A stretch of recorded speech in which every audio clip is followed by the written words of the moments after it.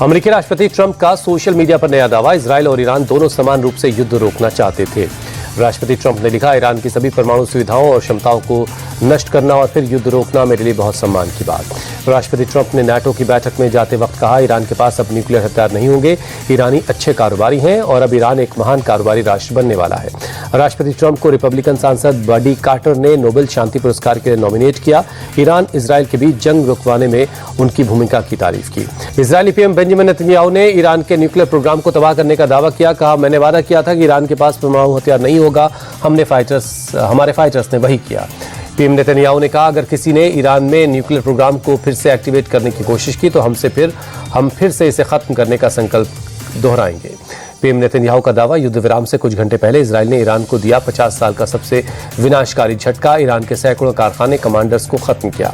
Cease fire के बाद Tehran में सरकार समर्थक कट्टरवादी संगठनों ने की रैली। इजरायल और अमेरिका के खिलाफ जमकर नारेबाजी हुई। सीज फायर से किया इनकार।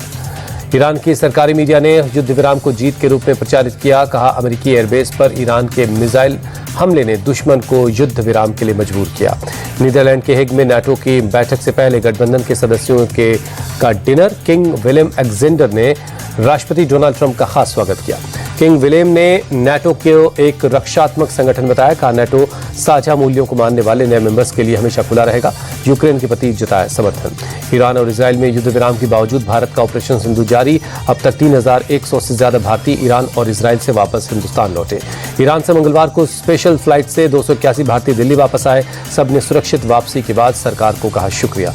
भारत में आपातकाल की 50वीं बरसी पर आज बीजेपी मनाएगी संविधान हत्या दिवस। दिल्ली के त्यागराज स्टेडियम में दोपहर 2:30 बजे आयोजित होगा कार्यक्रम। अमित शाह, अश्विनी वैष्णव और गजेंद्र शेखावत शामिल होंगे। दिल्ली के कनॉट प्लेस के सेंट्रल पार्क में आज शाम 5 बजे तक आपातकाल पर आधारित होगी प्रदर्शनी।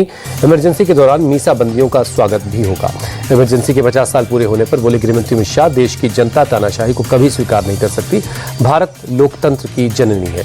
गृहमंत्री अमित शाह ने कांग्रेस पर साधा निशाना। अपने फायदे के लिए कांग्रेस ने लगाई थी इमरजेंसी। देश की सुरक्षा को कोई खतरा नहीं था।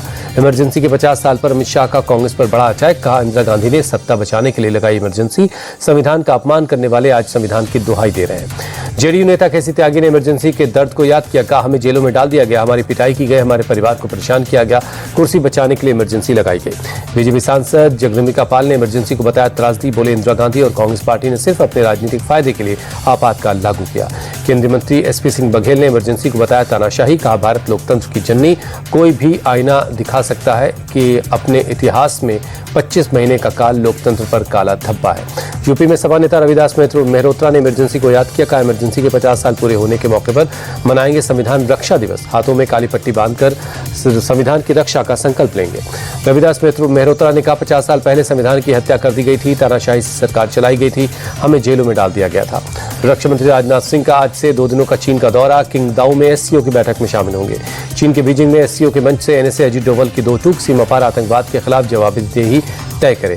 ऑपरेशन सिंदूर पर चीन में अजीत डोभाल का बयान। का भारत की कार्रवाई नपी तुली और संघर्ष को बढ़ावा नहीं देने वाली थी। राहुल गांधी ने महाराष्ट्र चुनाव में धांधली का मुद्दा उठाया। पोस्ट कर कहा, सीएम के निर्वाचन क्षेत्र में ही 5 महीने में वोटर्स बढ़ गए। चुनाव आयोग ने राहुल गांधी के आरोपों का दिया जवाब। कहा, सभी चुनाव नियमों के तहत करवाए जाते हैं। राहुल गांधी पर सीएम देवेंद्र फडणवीस का पलटवार। कहा, महाराष्ट्र में हार की पीड़ा बढ़ती जा रही है, लेकिन कब तक हवा में तीर चलाते रहेंगे। एकनाथ शिंदे का राहुल गांधी पर तंज। कहा, चुनावी प्रक्रिया पर फेक नैरेटिव न फैलाएं, अगर कोई दिक्कत है तो अदालत जा सकती है कांग्रेस। दिल्ली के वजीरपुर में डिमोलिशन ड्राइव वाले इलाके में पहुंचे पूर्व मंत्री सौरभ भारद्वाज। स्थानीय लोगों से मुलाकात की। भारतीय एस्ट्रोनॉट शुभांशु शुक्ला आज अंतर्राष्ट्रीय अंतरिक्ष स्टेशन के लिए भरेंगे उड़ान। फ्लोरिडा के केनेडी स्पेस सेंटर से आज 12:01 पर लॉन्च होगा मिशन। शुभांशु शुक्ला के साथ हंगरी और पोलैंड के एस्ट्रोनॉट भी मिशन के लिए रवाना होंगे। 14 दिन इंटरनेशनल स्पेस स्टेशन में रहकर 60 से ज्यादा प्रयोग करेंगे, जिसमें 7 प्रयोग इसरो के हैं। जम्मू में भागवती नगर बेस कैंप पर बाबा अमरनाथ यात्रा कर रहे लोगों की सभी तैयारियां पूरी। सुरक्षा के लिए पुख्ता इंतजाम। श्रद्धालुओं के खाने पीने का भी इंतजाम किया गया है।